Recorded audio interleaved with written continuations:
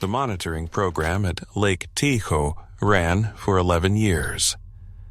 Between 1957 and 1968, a rotating team of 3 operators maintained continuous film documentation of the lake's surface, shooting 16 frames per second, 6 hours per day, in all weather conditions. The regional meteorological station at Vercouturier logged 847 significant weather events during those same 11 years. Storms, squalls, sustained winds above 40 kilometers per hour. Events that, on any body of water in the Ural region, would produce waves. The film archive contains 4,012 hours of footage. In 4,012 hours of footage, the surface of Lake Tahoe is calm. Not calm in the sense that the storms were mild. Not calm in the sense that the camera angles were sheltered. The meteorological logs and the film logs share the same dates, the same timestamps, the same weather notations. On the days the regional station recorded wind speeds sufficient to overturn small vessels on open water, the film shows a surface like polished stone. On the days the station recorded precipitation rates that would produce visible chop on any lake in the region, the film shows a surface like a mirror. 847 times. Something that should have disturbed the water did not disturb the water. The program was classified under the designation steklo, glass. I did not find it through a standard search. I found it because I was cataloging a collection of personal effects that had been transferred to the archive from my father's estate after his death, and among those effects was a photograph. Black and white, standard format, no inscription on the front.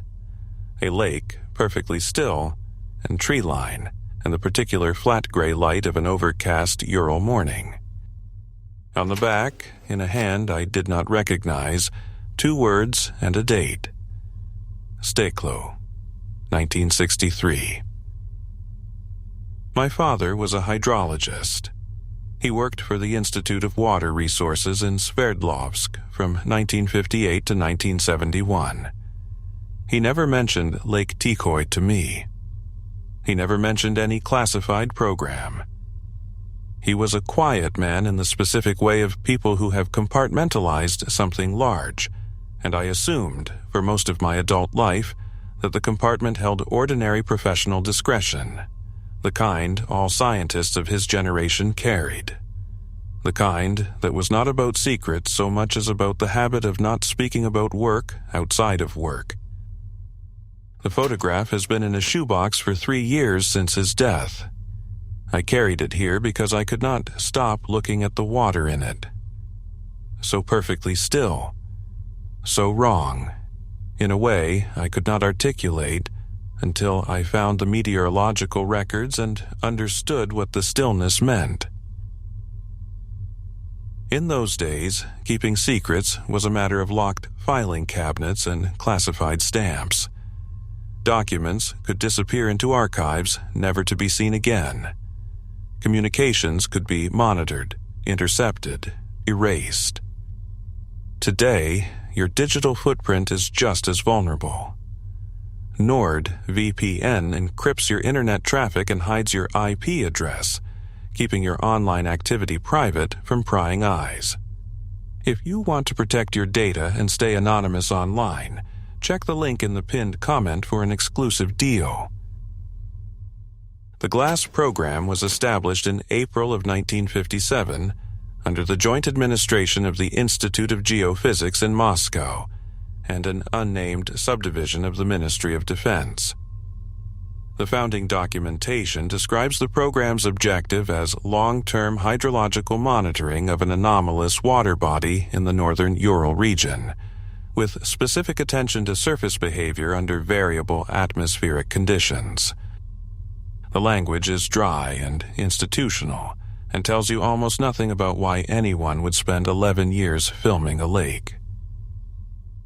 The answer to that question is not in the founding documents.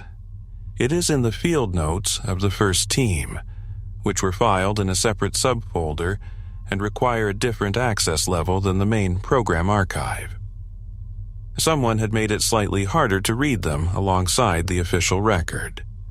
Not impossible. Slightly harder, which in the logic of Soviet administrative filing means the contents were considered significant but not actionable, and the separation was a form of quarantine. The first operator assigned to the glass program was a documentary filmmaker named Vadim Bocharov, 26 years old, recruited from the Sverdlovsk film studio in the spring of 1957. He had no background in hydrological research. He was chosen, according to his appointment document, for technical proficiency and demonstrated capacity for extended solo fieldwork. He was told he would be filming a lake for scientific purposes. He was not told what the lake did. He found out on his third day. His field journal from May 14, 1957, 3 days into his first posting, reads, "I have been trying since yesterday to write this entry, and I keep starting over because the language keeps coming out wrong. So, I'm going to write it without trying to make it sound correct, and I will correct it later when I understand it better. Yesterday, there was a storm. I have the meteorological record from the Verkhoturye station to confirm this. Wind from the northwest, sustained at 52 kilometers per hour, gusting to 70, for 4 hours beginning at approximately 1400. I filmed through the entire event from the northern observation post. I have the film. I have developed the first reel and I have watched it 3 times. The lake is flat. Not flattened. Flat in the way it is flat on a calm day. Flat in the way it was flat on my first day here, when there was no wind and the air was still and the water had no reason to move. During a storm that would have produced meter-high waves on any comparable body of water in this region, the surface of Lake Tikhoe did not move. I do not mean the waves were small. I mean the surface did not respond to the wind at all. I held a handful of leaves over the water from the shore, and they were torn from my hand and carried north. The water beneath them was still. I stood there for a long time after the storm ended. I did not know what to write in this journal. I still do not. But I am writing it because I am a careful person, and a careful person does not see what I saw yesterday and say nothing. He was 26 years old, and he had just discovered that the thing he had been sent to film was real. His official weekly report for the same period, the document he was required to file, as opposed to the journal he kept privately, reads exactly as the program expected it to. Week of 12th to 18th May, 1957. Weather conditions, variable, including one significant storm event on 14th May. Filming conducted according to protocol, 6 hours daily. Surface conditions throughout week calm. Equipment functioning within normal parameters. Film stock consumption within allocation. No anomalies to report. No anomalies to report. He wrote that on the same week he wrote in his private journal that the lake did not respond to a storm that would have produced meter-high waves on any comparable body of water in the region. He held leaves over the water and watched them torn away while the surface beneath was still as glass. And in his official report he wrote, "No anomalies to report." I have been thinking about what it takes to write that sentence. What a person decides, in the gap between their private observation and their official record, about what is reportable and what is not. Whether Bocharov was afraid or prudent or simply uncertain, whether he was not sure enough of what he had seen to commit it to an official document, or certain enough to know that committing it to an official document would produce a response he did not want. He was 26 years old. He had been at the lake for 3 days. He chose the language of absence. He kept the other language for his journal, which he apparently did not believe would be read. The pattern Bocharov documented in that first season held without exception for 11 years. Not a single storm disturbed the surface. Not a single operator, in all the rotation cycles across all the years of the program, documented any weather event that produced so much as a ripple. The film archive, 4,000 hours of it, is a record of impossible stillness. The program leadership's response to this was, in the first years, to treat it as a measurement problem. The initial hypothesis, documented in the program director's reports from 1957 and 1958, was that the lake occupied a topographic position that created a natural wind shadow, a configuration of surrounding terrain that deflected atmospheric disturbance before it could reach the water surface. This is a real phenomenon. It occurs in narrow mountain valleys and behind particular ridge formations. It does not occur on an open lake in a flat Ural lowland with no terrain feature within 3 kilometers capable of producing the necessary deflection. The program director knew this. His reports from 1959 onward shift from hypothesis to documentation without resolution. He stopped trying to explain the stillness and started simply recording it, with the particular bureaucratic resignation of a scientist who has run out of frameworks and decided that accumulating data is better than manufacturing conclusions. Here is the first contradiction. The meteorological records from the Verkhoturye station are logged in one archive. The glass program film logs are filed in another. When I cross-reference them, date by date, storm by storm, across the full 11-year span, the match is perfect in one direction and impossible in the other. Every storm the meteorological station recorded corresponds to a period of filming in the glass archive, and in every one of those filming periods, the lake is still. But the meteorological station also recorded something the film logs do not acknowledge.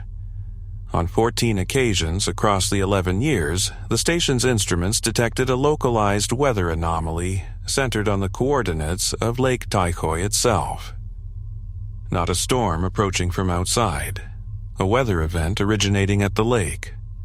Air pressure changes, temperature inversions, localized wind patterns that the station's instruments detected as emanating outward from the lake's position.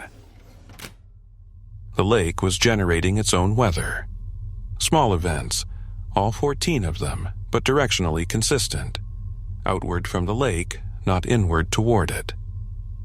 The lake that did not respond to storms was producing its own atmospheric disturbance, quietly, 14 times in 11 years, in the gaps between the filming sessions. I keep thinking about those gaps. The film teams shot 6 hours per day. The other 18 hours were unobserved. Whatever the lake did in those hours, it did without a witness. Bocharov understood this. His journal from the second year, 1958, has a recurring notation that appears at the end of each weekly entry. Always the same 5 words, in the same handwriting, as though he developed a ritual of writing it. Film today, the rest unwitnessed. He was 27 years old, and he had already understood that the 6 hours he recorded were not the 6 hours that mattered. That the lake's significant behavior, whatever it was, happened in the hours when no one was watching, and that his presence and his camera were not the point of the exercise. He was there to document the stillness. The stillness was the cover. What was happening underneath the stillness in the unwitnessed hours was not his to know. He stayed for 3 years anyway. He filed his footage every week. He wrote his journal. He developed a relationship with an object that he knew was not telling him what it was actually doing. And he kept showing up, which is either the most professional thing a person can do or the most human. And I am not certain those are different things. The second season of the program brought in a geophysicist to work alongside the camera operators. Her name was Dr. Larissa Turkina, 33 years old, from the Institute of Geophysics. She took water samples. She measured temperature gradients at various depths. She deployed acoustic sensors to measure sound propagation through the water column. She was there for 4 months in 1959, and her report is one of the most technically dense documents in this file, full of measurements and instrument readings and careful scientific hedging. What is not in her official report is in her personal correspondence, a series of letters to a colleague in Moscow that were apparently intercepted by the program's security officer and filed in the restricted subfolder alongside Bocharov's journal. In the Soviet Union in 1959, a scientist writing to a colleague about a classified program was not communicating privately. She may not have known her letters were being read. She wrote as though she was not being read. Her letter from September 3rd, 1959 reads, I want to tell you what the acoustic sensors found because I cannot put it in the official report in the language it deserves. The sensors measure how sound moves through water. In any normal body of water, sound propagates in predictable patterns, outward from a source, attenuating with distance, reflecting off the bottom and the surface in ways that are entirely measurable. In Lake Tikhoi, the acoustic profile is inverted. Sound does not propagate outward through the water, it propagates inward. Every source of sound I introduced controlled detonations at measured distances, calibrated speakers at the surface, tapping on submerged steel rods. All of them produced a return signal that moved toward the center of the lake rather than away from it. The water does not transmit sound the way water transmits sound. It collects it. Every vibration I introduced was drawn toward the center, toward the deepest point, toward whatever is at the bottom of this lake that I am not allowed to directly investigate because my mandate is surface behavior only. I have not told the program director this because the program director would ask me to explain it, and I cannot explain it. I am telling you because you are the only physicist I trust not to file a report about this letter. The lake is listening. I know how that sounds. It is the most accurate description I have. The lake is listening. She wrote that in 1959 and filed it in a letter she believed was private, and it ended up in a KGB subfolder where it has been for 60 years. I read it twice, and then I sat very still for a while, because the phrase she used, the lake is listening, is almost exactly the phrase Bocharov used in a journal entry from his 3rd year, which I had read before I found her letter. He wrote, on October 19th, 1959, I have been here long enough to know what this lake is doing. It is paying attention. 2 people working on the same lake, arriving at the same description independently. Not a scientific description, a relational one.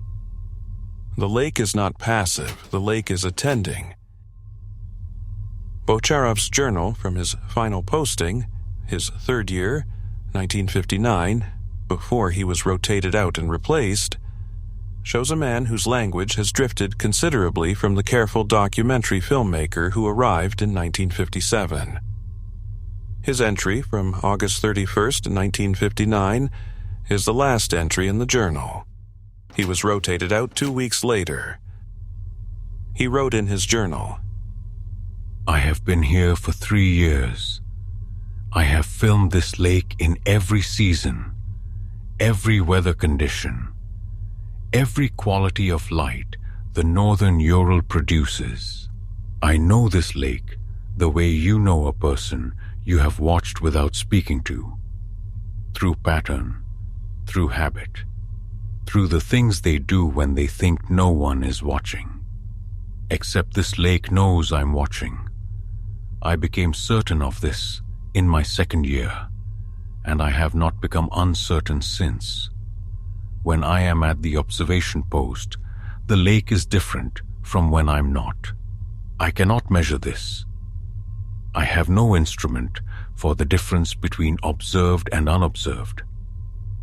But I have been here long enough to feel it, the way you feel a room change when someone enters it who was not there before. The lake knows the difference between filmed and unfilmed. It is still during filming. I do not know if the stillness is for my benefit or not. I do not know if it is performing the stillness for the camera, or if my presence triggers the stillness, the way a held breath is triggered by something requiring attention. I am going home in 2 weeks. I do not know how to explain to anyone who has not been here what it is like to spend 3 years in the presence of something that is paying attention to you. I do not know if I should try. My replacement arrives Thursday.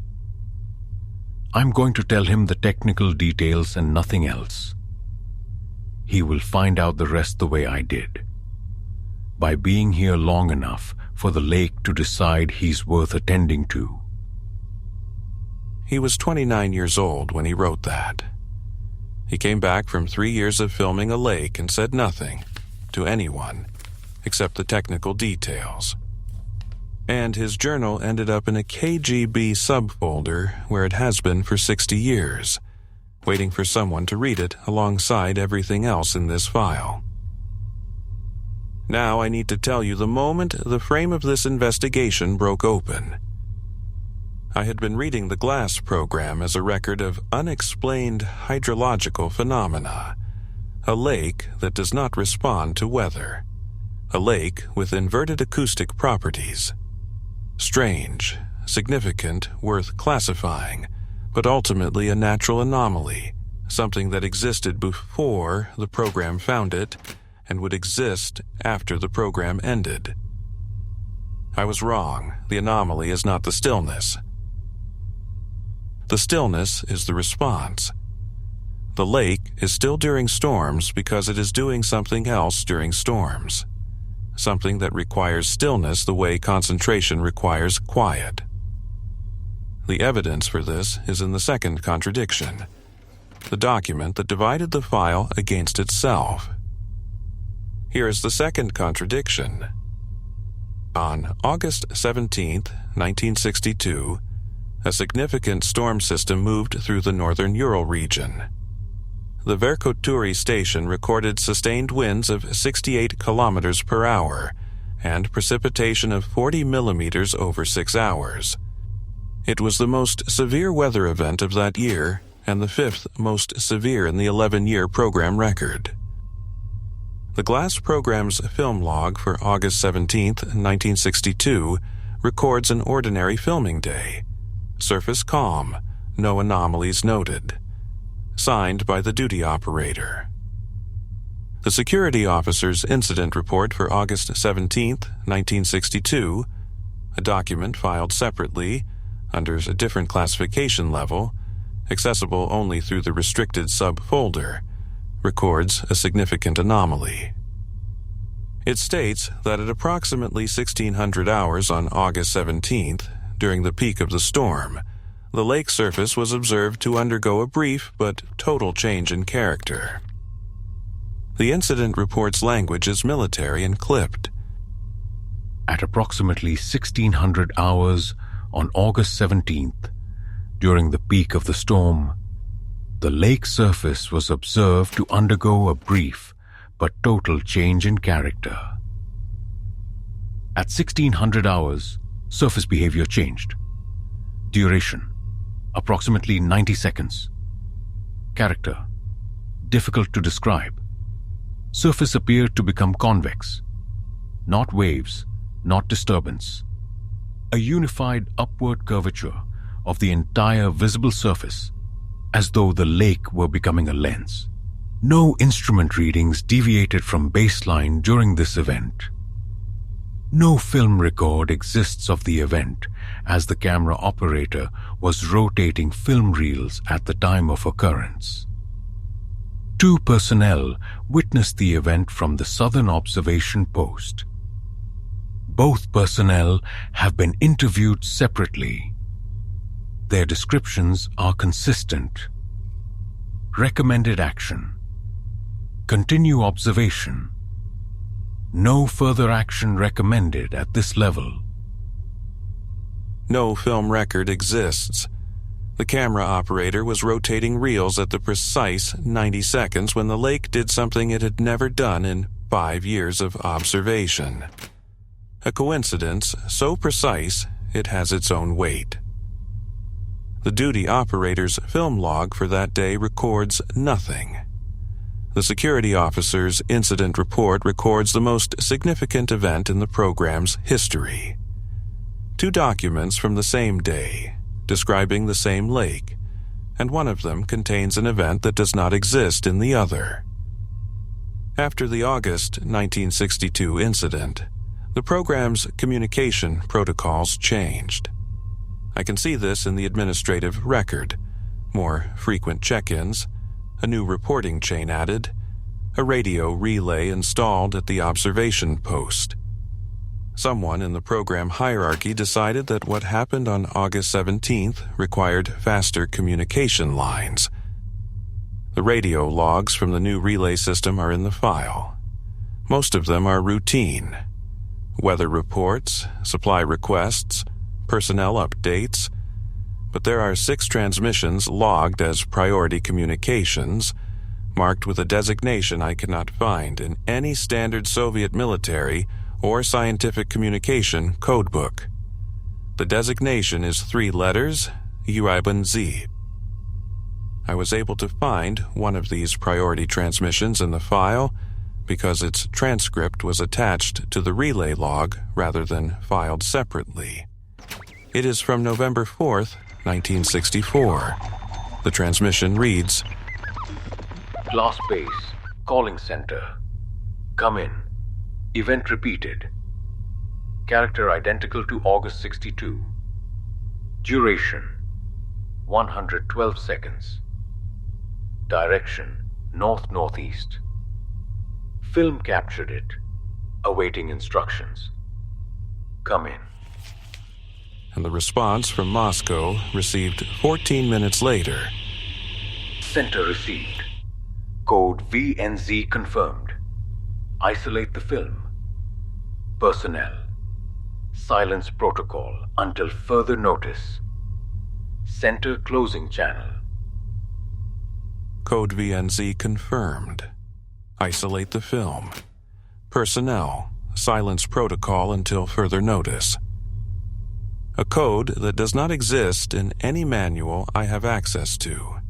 A film reel that captured the event that August 1962's reel missed and was immediately quarantined. A silence protocol issued from Moscow 14 minutes after a lake in the northern Urals did something for 90 seconds. Turkina was recalled for a second posting in the autumn of 1964, arriving 3 weeks after the November incident. She appeared before an internal review commission in March of 1965. The full transcript runs to 40 pages. The central section, where the commission asked her directly about the period following the November event, reads, The next testimony comes from the acoustic specialist who arrived after the November event. I was not present during the November event itself. I arrived on November 24th. What I can tell you is what the instruments showed in the 3 weeks following the event, because the acoustic sensors were still deployed, and their readings in that period were different from anything I recorded in my 1959 posting. In 1959, The inward propagation was consistent. Every sound source I introduced produced a return signal moving toward the center without variation. In December 1964, the sensors showed a reversal. Not permanent. It lasted approximately 11 days, and then the pattern returned to what I had measured before.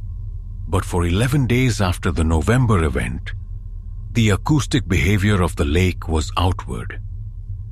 Every vibration propagated away from the center.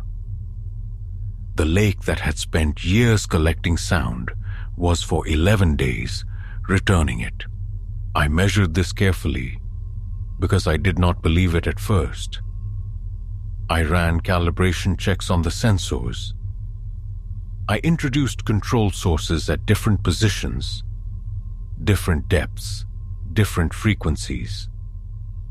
The result was consistent.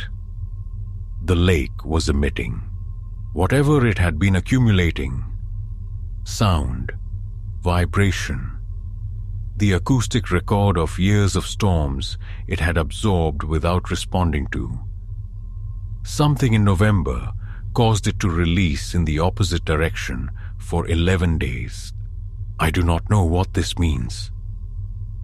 I can tell you that when the 11 days ended and the inward propagation resumed, the magnitude was higher than I had measured in 1959. As though the brief outward release had not emptied whatever the lake was accumulating into but had made room for more. Made room for more. I have read that phrase many times. A lake that absorbs vibration. That briefly emits. That then absorbs at a higher magnitude than before. The geometry of something filling, releasing partially, and continuing to fill at an accelerated rate. I have been trying for 3 weeks to find that code in the standard references.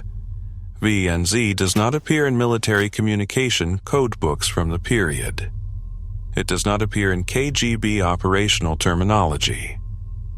It appears in one other document in the glass file, the program's founding charter, in a single clause that I initially read past because it was embedded in administrative language about oversight protocols. The clause reads, "In the event of a VHZ occurrence, all materials are to be transferred immediately to the custody of the Ministry of Defense Special Commission. Standard program oversight protocols are suspended. The Special Commission has sole authority over all subsequent decisions regarding the site, its documentation, and all personnel with direct observational experience of the event." The Special Commission, not the Institute of Geophysics, not the Program Director, not the KGB Regional Office. A commission that supersedes all of them, that was written into the program's founding charter in 1957 as though its involvement had been anticipated from the beginning. As though whoever established the glass program had known, before the program began, that something would eventually happen at that lake that required a different authority than the one running the cameras. The program was terminated in March of 1968. The termination order is routine, budget consolidation, resource reallocation, the standard language of a program being wound down. 11 years of continuous observation ended in a 3-paragraph administrative memo. Here's the third contradiction. The termination order is dated March 3, 1968. It is signed by the program director and countersigned by the Institute of Geophysics Administrative Authority. It authorizes the decommissioning of the observation equipment, the transfer of personnel, and the archival of all film materials. The observation post-access log, maintained by the Regional Transportation Authority, the same kind of log that surfaced the secret visits in the Crater 3 file, shows the last vehicle movement to and from the Lake Tijoy observation post as February 28, 1968, 3 days before the termination order was signed. The program was terminated on March 3rd. The last person left on February 28th. Someone departed the observation post 3 days before the order that authorized their departure was signed. Either the termination order was backdated, or someone left without authorization, or the termination order was already written before March 3rd and signed on a date chosen for reasons I cannot determine. 3 days is small. 3 days is also the difference between a program that ended and a program that was stopped. The final document in the glass file is the one that has kept me awake. It is a film catalog entry. Standard format, real number, date, duration, content description, storage location. It is for real numbered GS-0001, which would make it the first reel of the entire program. The footage from Bocharov's first days at the lake in May of 1957. The date on the catalog entry is 1951, 6 years before the program began.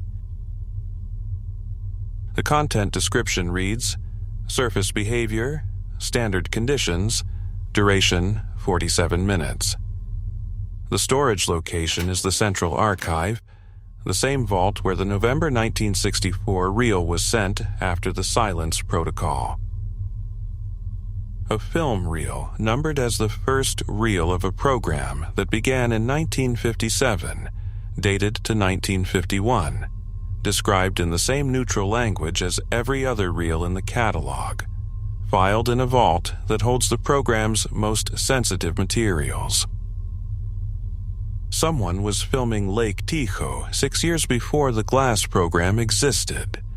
Someone had footage of this lake in 1951 that was cataloged alongside the official program archive, given a sequential reel number, and sent to the same restricted vault as the reel that triggered a Moscow silence protocol.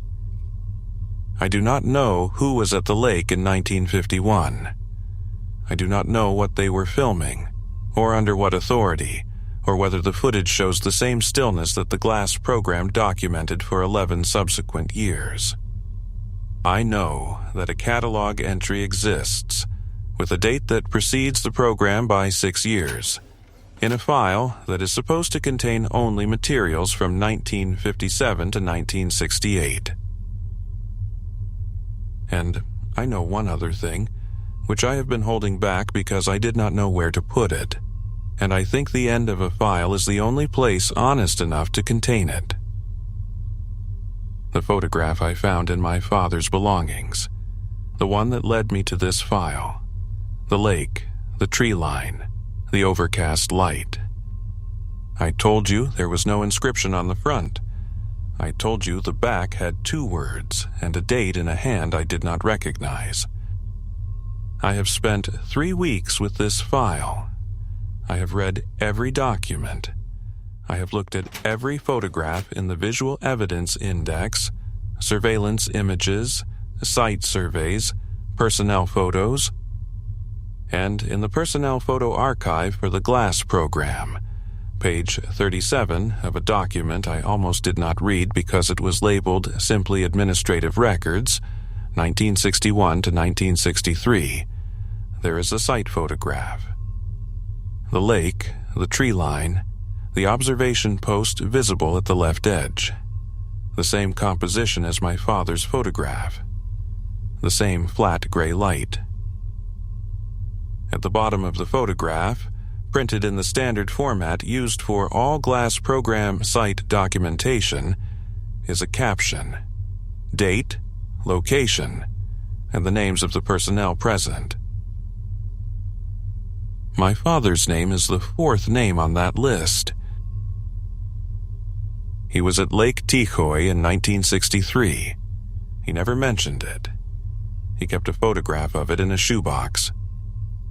He died without telling me that he had stood on the shore of a lake that did not move during storms, that collected sound instead of propagating it. That twice became something for 90 seconds, or 112 seconds that required a code word and a call to Moscow. He stood there. He saw what Bocharov saw, what Turkina measured, what the security officer documented in incident reports filed separately so they would not be easily found. He came home and said nothing. He kept one photograph. I have been sitting with his silence for 3 years without knowing what it contained. Now I know what it contained, and I am not certain the knowing is better than the not knowing. He chose silence. He was a careful man. Careful men who have seen a lake become a lens for 90 seconds and received a code word from Moscow do not speak of it for reasons that are probably good reasons, reasons I cannot fully evaluate because I do not have access to the reel that is in the Central Archive vault, the reel that shows what the lake does when it does what it does. What I have is a photograph, a film catalog entry from 1951, a radio transcript with a code word, a geophysicist's letter saying the lake is listening, and the particular stillness of a body of water that has seen everything the sky can do and chosen, every time, not to respond. I do not know what Lake Taikoi is waiting for. I do not know if it has already received it. I know that the program that watched it ended in 1968, and the lake is still there, and whatever attentiveness Bocharov and Turkina described has not, as far as any document in this file indicates, concluded. The catalog entry for reel GS-0001 lists a duration of 47 minutes. 47 minutes of footage from 1951, before the program, before the operators, before the code words and the silence protocols. 47 minutes of a lake being still in a year when no one was supposed to be watching. Someone was watching. My father's name is on a list from 1963. He was 29 years old. He had been working for the Institute of Water Resources for 5 years. He came home, and he was quiet for the rest of his life in the specific way of people who have understood something, and decided that understanding it privately is the most responsible thing they can do with the knowledge. I keep thinking about the 14 weather events that the meteorological station recorded as originating from the lake. Outward. The lake generating weather rather than receiving it. 14 times across 11 years. In the gaps between filming sessions, the lake breathed out. I keep thinking about what Turkina wrote. Every vibration I introduced was drawn toward the center. I keep thinking about what my father kept in a shoebox instead of throwing away, and instead of displaying, the specific choice of preservation without acknowledgement, the choice of a careful man who wanted the record to exist somewhere, even if he could not be the one to speak it aloud. The file is in front of me. The photograph is beside it. The lake in both of them is perfectly still. I understand now why he kept it. I do not know yet what he understood when he was standing there. I think the distance between those two things, between keeping a record and understanding what the record contains, is where this file lives, where all files like this live, in the gap between what was documented and what was meant. The lake is still. The lake has always been still. Whatever it is still for, it is still for it without requiring us to know.